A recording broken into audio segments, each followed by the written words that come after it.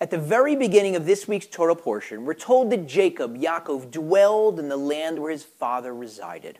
Our sages tell us that the word that's used for dwell indicates that Yaakov was looking for some tranquility, some peace and quiet, and that because of that, the troubles of Yosef, and his brothers were thrust upon him. Why?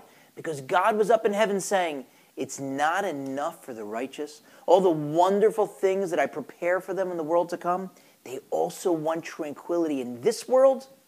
Now that's very tough to understand. Because think about it. If Yaakov was looking for relaxation, how do you think a patriarch chills? How do you think he uses free time? Maybe by curling up on the couch with a folio of the Talmud? Maybe giving some lectures on monotheism at the local library? Or maybe filming a video blog on Jewish topics? Whatever he would have chosen, I'm sure he would have used his time productively. He wasn't looking for relaxation time in order to start a fantasy football league or a kiddish club in his synagogue. So why would he have the troubles of Yosef thrust upon him? Because he was looking for some tranquility. I heard a very interesting answer as follows. The peace and quiet he was looking for was a very specific kind. He wanted an end to family strife. Think about it. His whole life he had to deal with family battles. Beginning from birth into adulthood, he had to deal with his wicked twin brother Esav. He had to work for 20 years for his wicked father-in-law Lavan. He had to deal with the horrifying abduction and violation of his daughter Dinah and the violent response from his sons Shimon and Levi. So all he was looking for now was tranquility, peace, quiet, an end to family strife, family issues. And that was the problem. Why?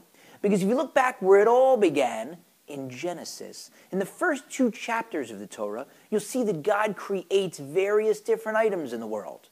And each time he creates something else, he sees that it was good. Not a surprise. After all, God created it. But one time in chapter 2, we're told that he sees that something is lo tov, not good. It's not good for man to be alone. And so God creates a helpmate, a spouse for him. Now that is supposed to send a message to all of us for all time.